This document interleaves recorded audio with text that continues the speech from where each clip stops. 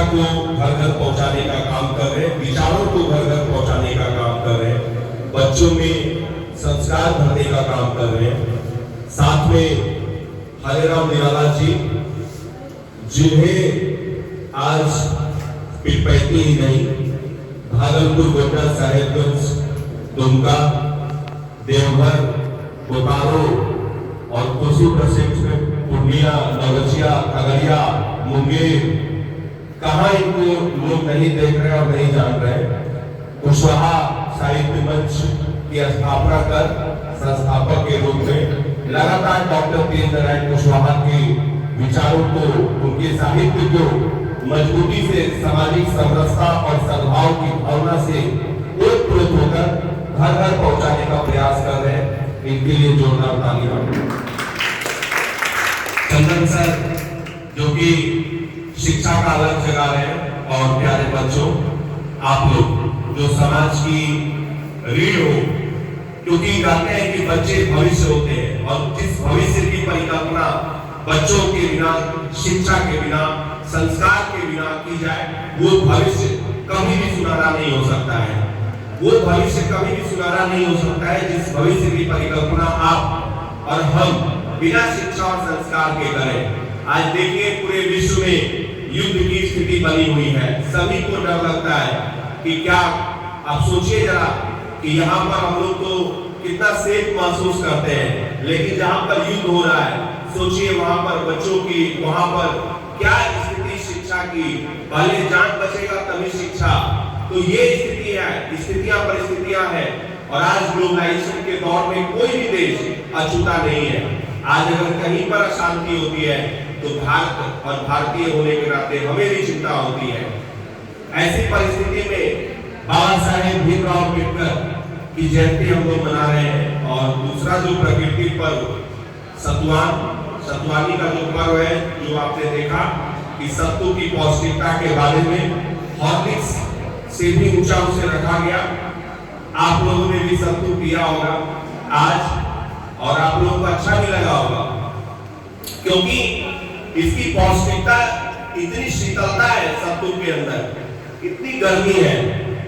We are dealing with high atmospheric temperature, we are dealing with so many things, और आज हम लोग सत्तू की बात कर रहे हैं। बाहर में कितनी गर्मी है, शरीर को शीतलता प्रदान करता यह सत्तू, किसानों की छोटी आंखों में बड़े सपने को साकार करता यह सत्तू, और न जाने कितने मजदूर भाइयों के लिए, चाहे आप देखें बड़े बड़े होटलों में महंगी सत्तू जो है बिक रही है। जौ का सत्तू कई जगहों पे 500 रुपया गिलास हो गया है। आपको बता रहे कि सत्तू की विशेषता के बारे में आज डॉक्टर्स भी रिसर्च कर रहे हैं, बात कर रहे हैं कि ये सत्तू जो है किस तरीके से शरीर के लिए लाभदायक और पौष्टिकता भरा होता है। तो इसके बारे में हम लोगों ने बात किया। अब आज इस युग के मैं बाबा साहेब भीमराव अम्बेडकर जी के विचारों को उस रूप में, चूंकि एक पत्रकार हूं, अम्बेडकर जी की भी कई पत्रकारिता में उन्होंने कई आयाम हासिल किए शुरुआती दौर में। आपको जानकर आश्चर्य होगा, बहुत कम लोगों को पता होगा कि उनकी शुरुआती जो संघर्षमयी दास्तान रही वो पत्रकारिता से गुजरी। कई चीजों को उन्होंने उठाया। आज जिस समानता के सिद्धांत की बात करते हैं, आज उस समानता के सिद्धांत को, सामाजिक समरसता के सिद्धांत को, और शांति के दूत प्रतीक, शांति होना चाहिए, समानता होना चाहिए, प्रेम होना चाहिए, सबको आगे बढ़ाने का काम उन्होंने किया, और संविधान के माध्यम से हमें इस काबिल बनाया कि आज कहीं भी आप जाइए, संविधान में ऐसी ऐसी चीजें बताई गई है, उसका प्रावधान किया गया है कि आप सेफ महसूस करते हैं। कोई भी चीज है आप गलत करते हैं तो उसके लिए कानून है, वो सारी चीजें संविधान में बताई गई है। लेकिन आप सच्चाई के रास्ते पर हैं, ईमानदारी के रास्ते पर हैं, तो आपको कोई परेशान करने वाला भी नहीं है। कई बार लोगों को लगता है, कई बार हम लोग सोचते हैं कि भाई सच्चाई का, संघर्ष का रास्ता जो है वो कठिन होता है। तो हाँ, ये बात सच है, संघर्ष का रास्ता काफी कठिन होता है, कहीं भी दिक्कत नहीं है, लेकिन उन रास्तों पर चल के आपको मजा भी आएगा।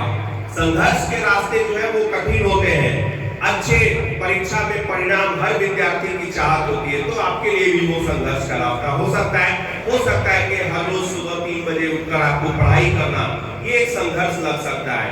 हो सकता है कि पैदल जाकर अपने विद्यालय में पहुंचना, कोचिंग में पहुंचना, पढ़ाई करना, मेहनत करना, ये आपके लिए भी लगता होगा कि ये संघर्ष का रास्ता है। लेकिन इस संघर्ष का प्रतिफल अच्छे मार्क्स लाकर एग्जाम के बाद जो परीक्षा फल आता है और जब लोग आपकी तारीफें करते हैं तो पता चलता है कि संघर्ष के रास्ते से हम राही बनकर गुजरे, उस संघर्ष की सफलता की गूंज कहां तक पहुंचती है।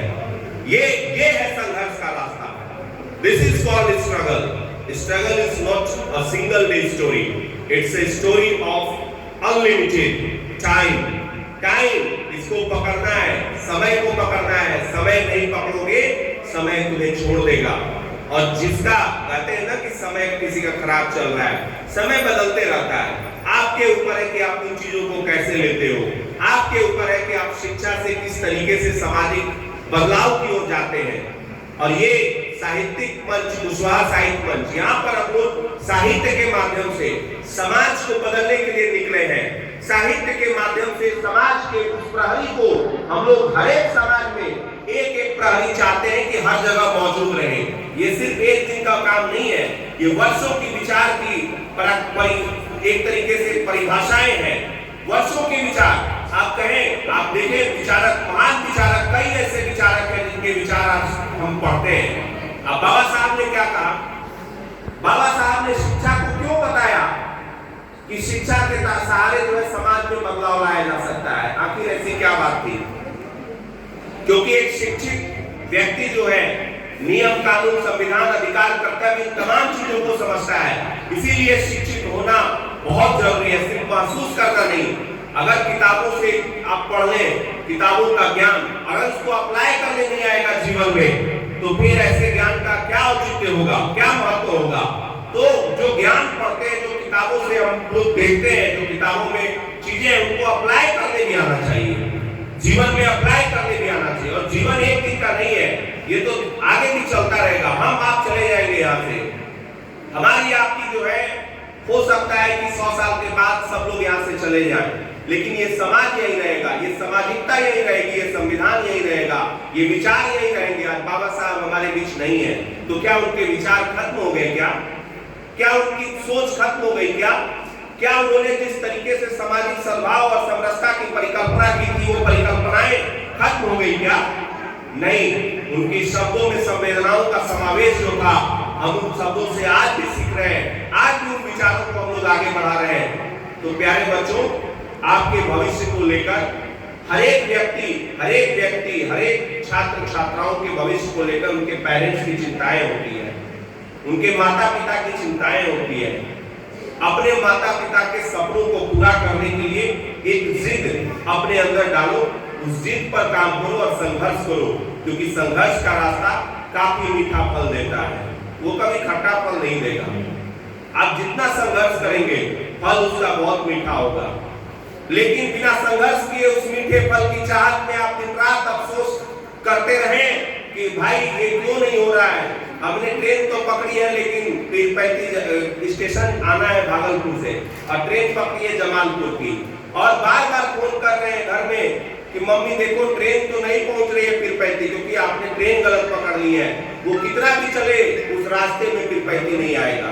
आप जमालपुर से आगे चले जाएंगे, ट्यूल आ जाएगा, पटना आ जाएगा, दिल्ली आ जाएगा, चंडीगढ़ आ जाएगा, पूरा भारत भी पार कर जाओगे, लेकिन उधर पीरपैंती नहीं आएगी, क्योंकि उसके लिए अपोजिट आपको सही ट्रेन पकड़ना था। तो ये जीवन भी आपका जो है सही ट्रैक पे होना चाहिए, सही ट्रेन पकड़ो और सही ट्रैक पकड़ो। आज के दिन बस इतना ही, क्योंकि बहुत ज्यादा मेडिसिन जो है वो डोज में ही लेनी चाहिए। तो बहुत ज्यादा अगर हम आप लोगों को बीच बहुत सारी चीजें बता देंगे तो हो सकता है कि पूरी बात समझ में नहीं आए। बाकी हमारे योगेश सर हैं, अब इस कार्यक्रम को आगे और बढ़ाएंगे। बहुत बहुत धन्यवाद आप सभी का, बहुत बहुत शुक्रिया। अम्बेडकर जयंती की बहुत सारी शुभकामनाएं।